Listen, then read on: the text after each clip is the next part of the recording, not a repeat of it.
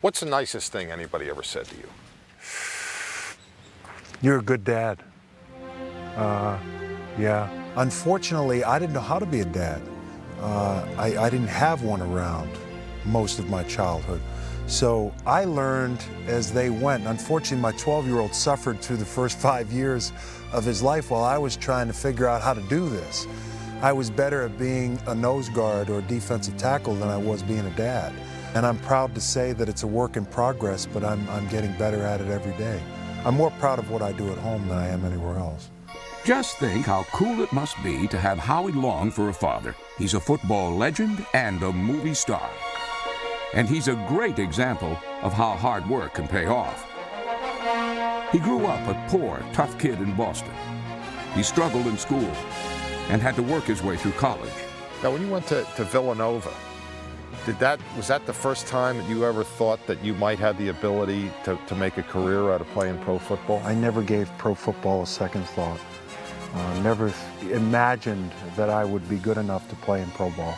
Long didn't even play in his final 3 games at Villanova because he was expelled from school.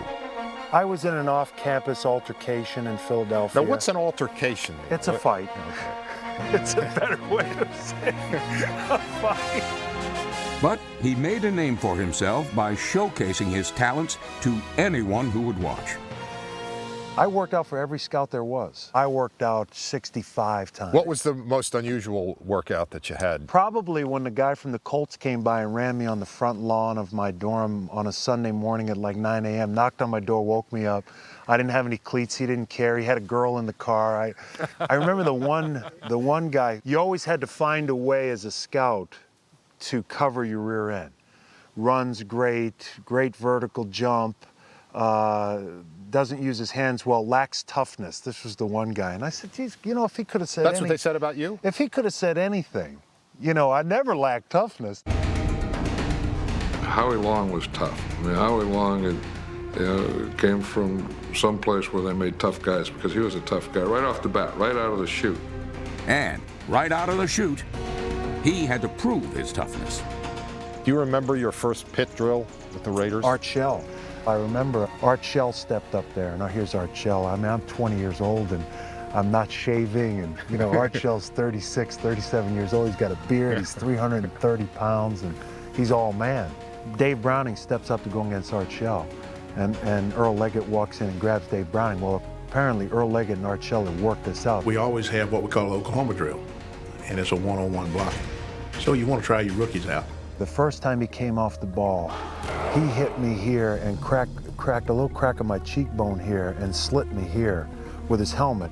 And when Art came off the ball, he would also throw a double fist to your abdomen. So not only was I knocked out, I couldn't breathe. And I thought Art Shell had almost killed him.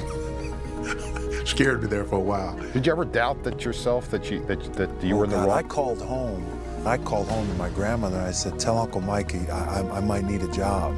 His greatest asset was his insecurity. Howie Long never thought he was that good. He always was trying to prove that he was.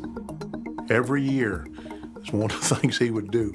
He would always ask me, you know, am I going to get cut? You know, you think about it like this. I played 13 years in the NFL. I went to 8 Pro Bowls. I was on one of the 2 defensive ends on the all-decade team. And I never enjoyed my career.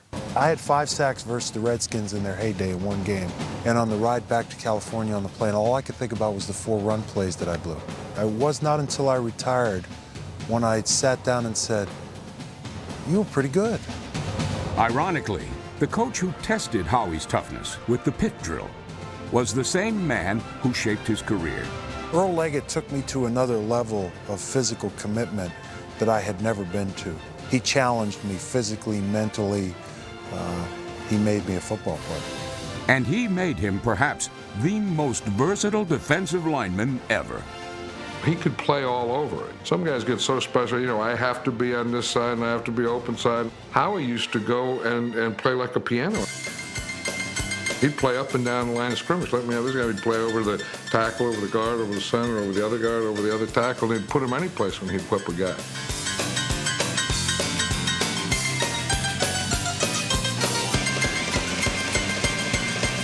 Howie did it so effortlessly, and it happened so quick. It was like a boxer. It was a combination. It was jab, boom, bang.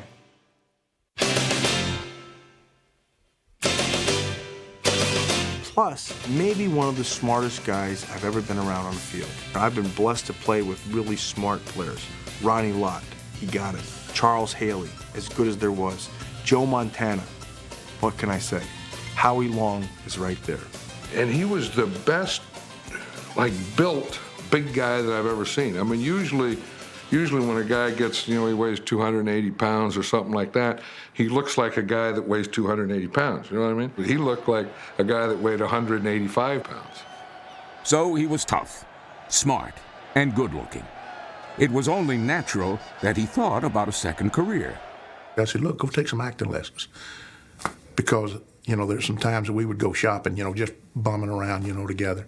And we would go in a store, and they would have women in behind the counters, and they couldn't talk.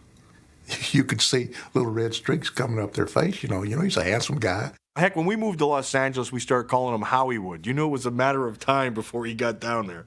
But before Howie became a box office draw on the big screen, This is exactly how I thought it would be. he honed his skills on the small screen, doing corny commercials and appearing in low-budget TV shows. And here's your host, Howie Long.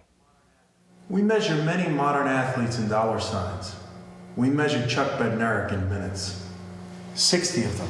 What about the first time you walked on a movie set? Was that in any way similar to the first time that you showed up at a Raiders practice? Did you feel intimidated? What am I doing here? Am I out of place? I had never been on a movie set, had never taken an acting lesson. And I said to my wife, I said, this is the biggest scam I've pulled off yet.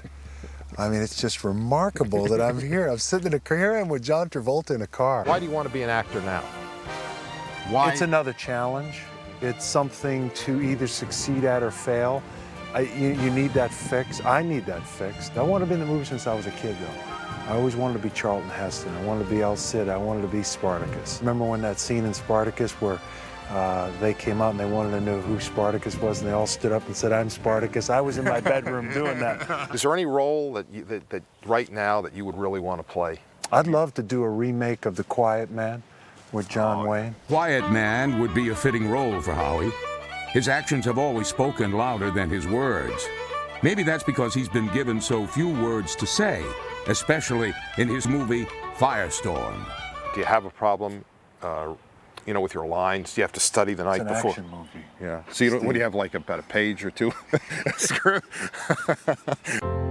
Howie Long isn't sure what his acting future will be, but he's quite thankful for his football past. Football to me was the establishing of my life. It gave me an opportunity to better everything. Gave me an opportunity to find my own identity. I don't think anything that I will ever experience in life is anywhere near as challenging, demanding, or intimidating as professional football. I don't think any form of work that I take on in the future will be as difficult. I know what hard work is. I started work when I was 11 years old. I bagged groceries, unloaded trucks. I did everything. I swept floors during happy hour in a bar in the North End, and then went on to professional football. And professional football, if you make a career of it and you want to be one of the better people, the sacrifice is incredible. He made the sacrifice. Now he's reaping the rewards. I didn't ask to be in the movies. I didn't ask to be in the NFL. I didn't ask to go into broadcasting.